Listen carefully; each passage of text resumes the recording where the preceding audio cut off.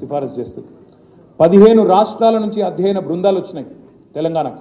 వచ్చి machine కాకతీయను, machine భగీరథను అధ్యయనం చేసి మా రాష్ట్రాల్లో కూడా అనుసరిస్తాం, మా రాష్ట్రంలో కూడా ఆచరిస్తామని చెప్పి ఇక్కడికి వచ్చి స్టడీ చేసిపోతారు. ఒక water man of India Rajendra Kumar గారు వచ్చి మిషన్ కాకతీయను అధ్యయనం చేసి ఇది భారతదేశం మొత్తం ఆచరించాలి అని చెప్పిపోతారు. ఇక తర్వాత మీకు తెలుసు తరతరాల తాగునీటి తనలాటకు ఎట్లా చరమగీతం పాడినాం అవన్నీ కూడా మీకు తెలుసు. ఆ విషయాలు నేను వివరంగా చెప్తాను. అయితే ఇక ఇక్కడికి వస్తే అసలు విషయానికి వస్తే నిన్నగాక మొన్న దయచేసి ఇది అందరూ కూడా ఫోకస్ చేయాలని ఒకసారి వివరంగా వినాలని చెప్పి కూడా నేను విజ్ఞప్తి చేస్తా ఉన్నా. ముఖ్యంగా మిత్రులను కోరుతా ఉన్నా.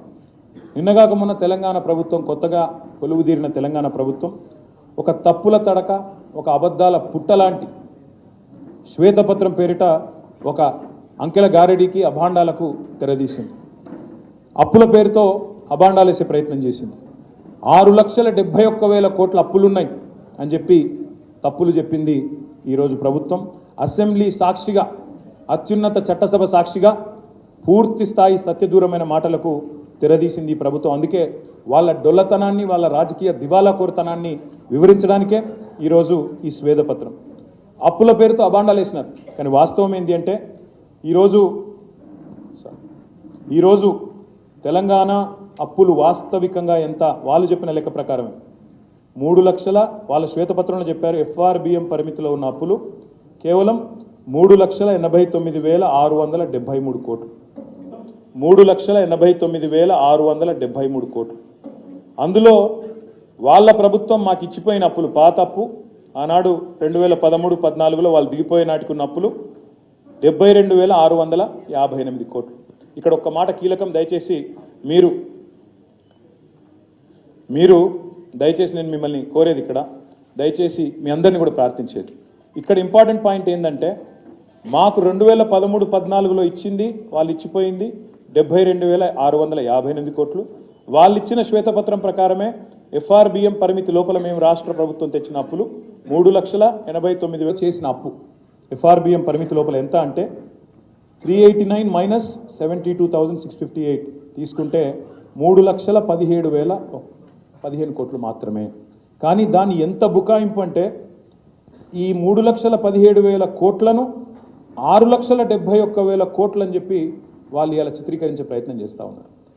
ఇది ఎందుకు డొల్లా అని నేను అంటున్నా అంటే ఇందులో ప్రభుత్వ గ్యారంటీ ఉన్నాయి 1,27,208 కోట్లు ఉన్నాయి.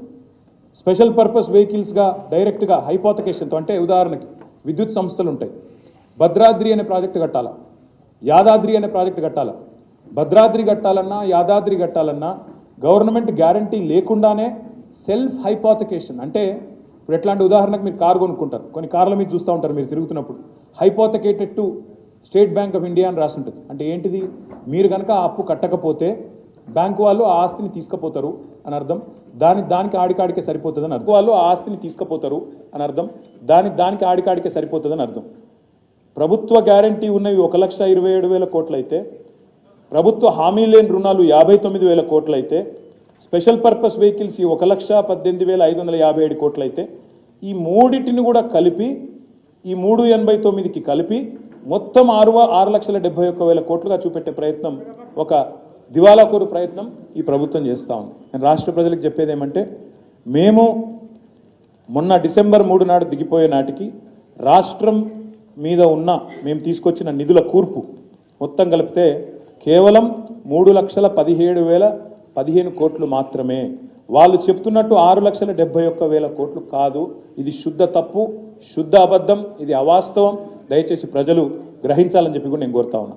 ఇది ఎందుకు ఇంపార్టెంట్ అంటే తమ సొంత పరపతితో కట్టుకునే అప్పు వివిధ సంస్థలు, అది విద్యుత్ సంస్థలు కావచ్చు, ఇంకో సంస్థ కావచ్చు, 3,05,179 కోట్లు సొంత పరపతితో కట్టుకునేది. ఇక్కడ ఇంకొక మాట కూడా నేను చెప్పాలి మీకు. ఈ ప్రభుత్వం ఎంత దివాలాకోరు ప్రభుత్వం అని చెప్పడానికి నేను చెప్తా ఉన్నా. ఈ ప్రభుత్వం మొన్న సివిల్